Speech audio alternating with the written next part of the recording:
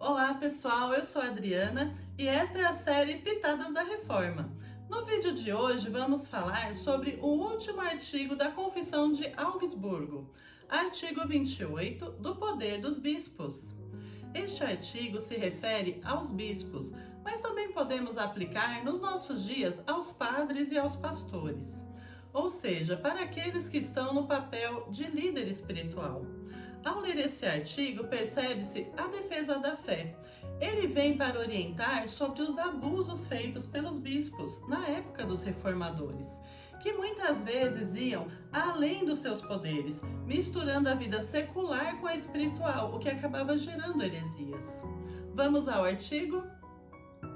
Muito se escreveu em tempos passados sobre o poder dos bispos, e alguns confundiram desastrosamente o poder dos bispos com a espada temporal.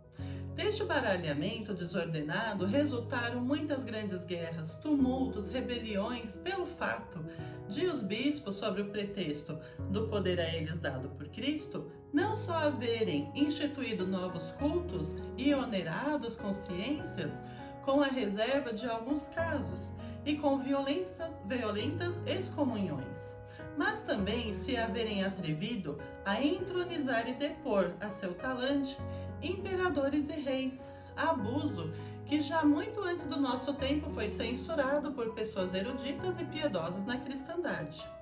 Por isso os nossos, para consolo das consciências, se viram compelidos a mostrar a diferença entre o poder, espada e a autoridade espiritual e a secular, e ensinaram que por causa do mandamento de Deus, ambos os regimes e poderes devem ser honrados e estimados com toda reverência, como os dois maiores dons de Deus na terra. Os nossos ensinam que, de acordo com o Evangelho, o poder das chaves ou dos bispos é o poder e ordem de Deus de pregar o Evangelho, remitir e reter pecados, e administrar e distribuir os sacramentos. Pois Cristo enviou os apóstolos com esta ordem. Aqui ele cita o Evangelho de João no capítulo 20.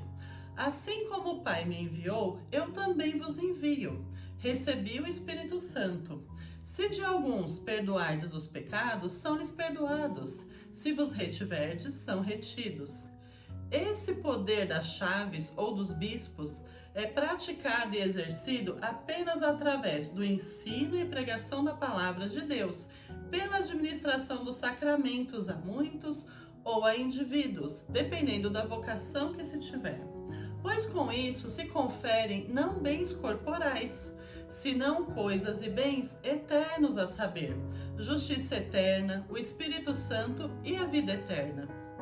Neste trecho do artigo, os reformadores, liderados por Felipe Melanchthon, querem esclarecer que o poder dos bispos se refere ao poder das chaves, conforme o Evangelho de João, e significa perdoar os pecados ou retê-los, isso tendo em vista o arrependimento daquele que os confessa.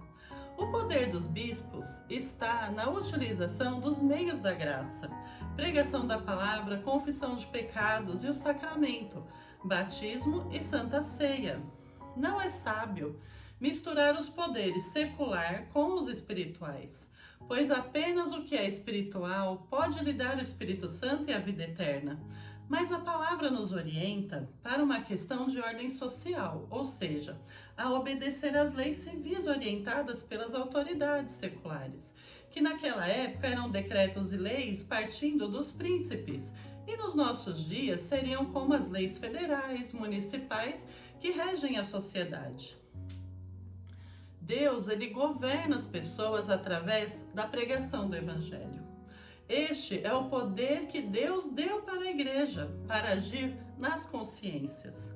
O amor que recebemos de Deus nos constrange a amar a Deus e ao próximo. O reino político, este também é instituído por Deus e deve ser obedecido, agindo dentro da sua cidadania terrena em sociedade. A própria palavra nos motiva a orar pelos reis e autoridades, conforme escrito em 1 Timóteo 2, versículos 1 e 2. Trazendo para os nossos dias, É importante salientar que as leis que dizem respeito à fé e crença não podem reger o Estado, e sim o coração dos crentes. E o Estado não pode proibir as expressões de culto. Nossa Constituição protege esse direito, e um não deve interferir no outro.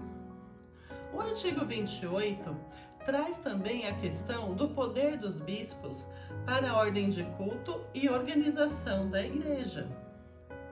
Referem também o exemplo de Atos 15, onde proibiram o sangue e o sufocado. Alega-se ainda que o sábado foi mudado para o domingo, contrariamente aos 10 mandamentos, segundo pensam, e nenhum exemplo é enfatizado e alegado tanto quanto a mudança do sábado. Querem sustentar que é grande o poder da Igreja, porquanto dispensou nos 10 mandamentos e modificou algo neles. Mas a respeito dessa questão, os nossos ensinam que os bispos não têm poder para instituir e estabelecer algo contra o Evangelho. Conforme se mostrou acima, e como ensina o direito canônico em toda a distinção nona, ora, é evidentemente contrário à ordem e à palavra de Deus fazer ou decretar leis com o intuito de, por isso, satisfazer pelo pecado e alcançar graça. Pois a glória do mérito de Cristo é blasfemada, quando usamos merecer graça com tais observâncias. Também é patente que, por causa dessa opinião, as ordenanças humanas cresceram incalculavelmente na cristandade, e que, enquanto isso, a doutrina da fé e da justiça da fé esteve completamente suprimida. Diariamente se ordenavam novos feriados, novos jejuns, se estabeleciam novas cerimônias, novas venerações de santos, a fim de com tais obras merecer a graça e todo o bem junto a Deus. Até aqui o artigo. Refletindo sobre esse parágrafo acima, vemos a preocupação dos reformadores no fortalecimento do entendimento da graça e da ordem do culto. Santo Agostinho escreve na Epístola contra Petiliano que também aos bispos regularmente eleitos não se deve obedecer caso errem ou ensinem ou ordenem algo contra a Santa e Divina Escritura.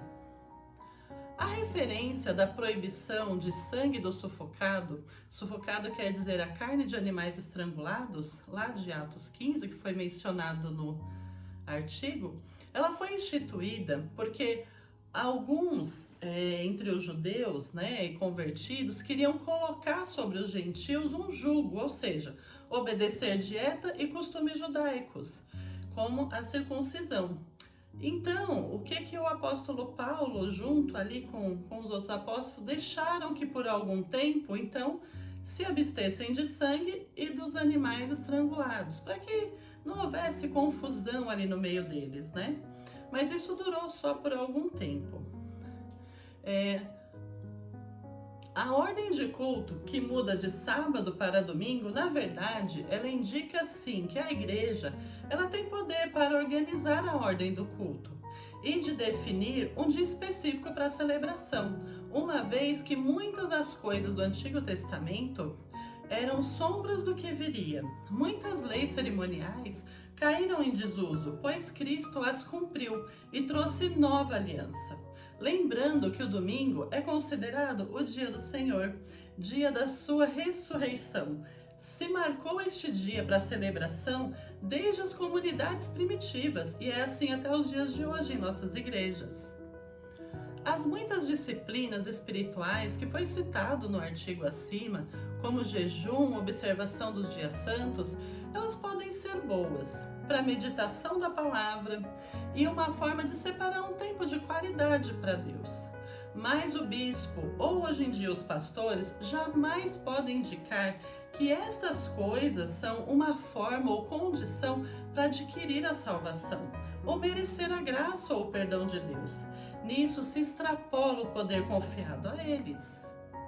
O poder dos bispos e pastores está na pregação da palavra de Deus, na administração conforme Cristo instituiu ali dos sacramentos, no pastoreio do rebanho, na correta aplicação de lei e evangelho para as consciências dos crentes.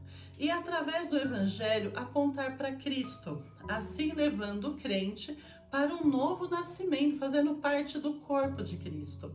Este é um artigo longo, porém ele é bem amparado nas Escrituras. Se você quiser conhecer mais, acesse lá no portal Luteranos e coloca na busca Confissão de Augsburgo.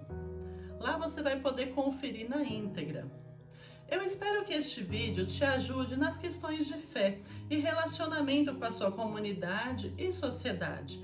Lembre-se sempre que tudo deve estar pautado na palavra. Obrigado e até a próxima Pitadas da Reforma!